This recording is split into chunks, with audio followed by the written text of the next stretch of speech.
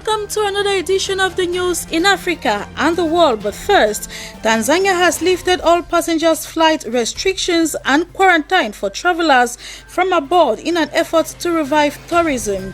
Visitors have been subject to 2 weeks of isolation on arrival in a bid to prevent the spread of the coronavirus.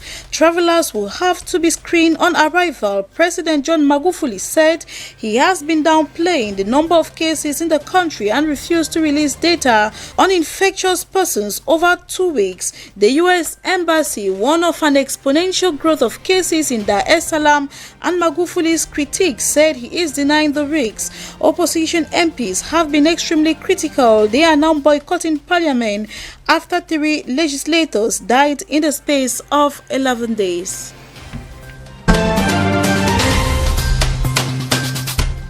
Burundi presidentials this Wednesday, May 20, 2020. More than 5 million Burundian voters are called to the polls for the first round of presidential election without Pierre Nkurunziza in a tense election held despite the threat of the coronavirus pandemic. 7 candidates are vying to succeed the president, who is stepping down after 50 years in power.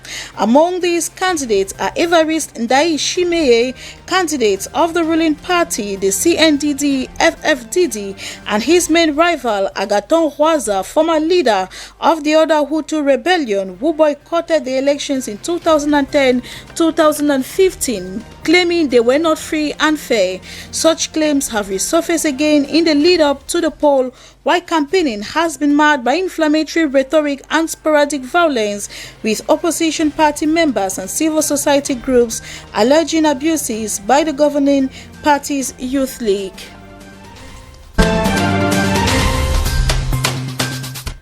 Rwandan genocide suspect Félicien Kabuga was indicted before a French public prosecutor 3 days after police swooped on his hideout in Paris suburb, ending a 26-year manhunt.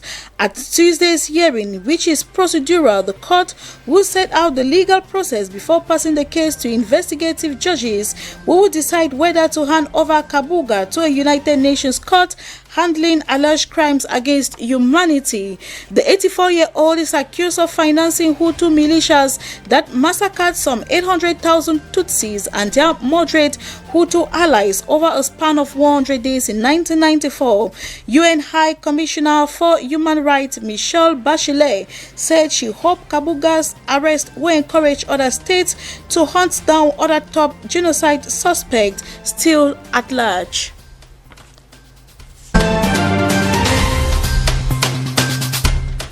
Madagascar's foreign ministry has summoned the French ambassador to protest a proposal by Paris to turn the scattered islands into a natural reserve. Christophe Bouchard was summoned, and the decision taken by France was condemned, according to a statement by the ministry, adding the project is against international law and Madagascar will not accept such a decision. The islands in question have been a source of dispute between the two countries since the 1970s. France declared sovereignty over the islands located in the waters of Madagascar in the Indian Ocean due to its natural resources and location, havens of biodiversity and potentially rich in hydrocarbons.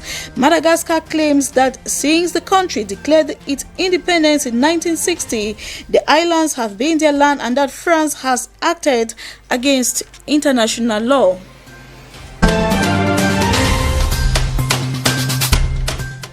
In Europe, the party of French President Emmanuel Macron lost his absolute parliamentary majority after several of his MPs defected to create a new political group. 7 of Macron's La République En Marche members of parliament have joined a new group called Ecology, Democracy and Solidarity, made up of 17 lawmakers, including other ex-supporters of the president. The group said it will be independent and sit neither in the majority nor in the opposition.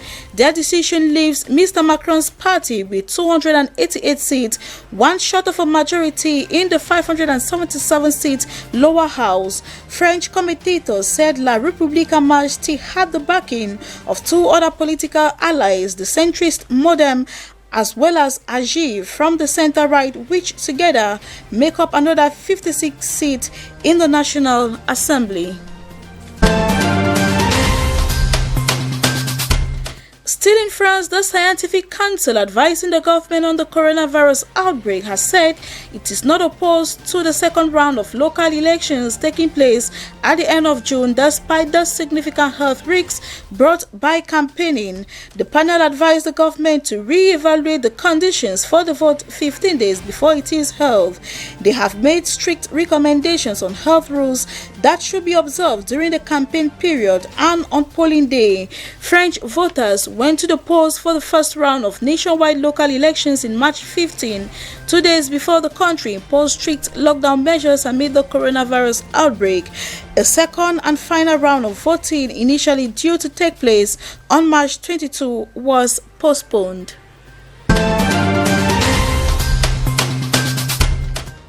Brazil's daily death toll from the new coronavirus jumped to a record 1,179 on Tuesday as U.S. President Donald Trump said he is considering imposing a ban on travel from Brazil. The highest daily toll before yesterday had been 881 deaths on May 12. The pandemic has killed at least 7,971 people in Brazil, says the health ministry. The country overtook Britain on to become the country with the third highest number of confirmed infections behind Russia and the United States.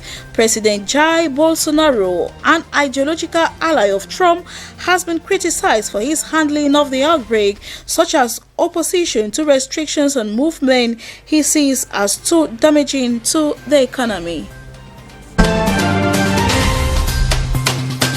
And into some natural disaster news. Heavy rains and winds are lashing parts of eastern India and Bangladesh as a super cyclone approaches. Millions of people have been evacuated in anticipation of Cyclone Amphan, which is coming in from the Bay of Bengal. The first super cyclonic storm in that area in 2 decades is forecast to cause deadly storm surges as the coronavirus and social distancing measures have made mass evacuations more difficult for authorities. The India Meteorological Department said early Wednesday that the vast weather system visible from space was 125 kilometers offshore with gusts up to 200 kilometers, the equivalent of a Category 3 tornado. That's it. Thank you very much for watching the news. Until we meet again, do take care and stay blessed. Bye-bye.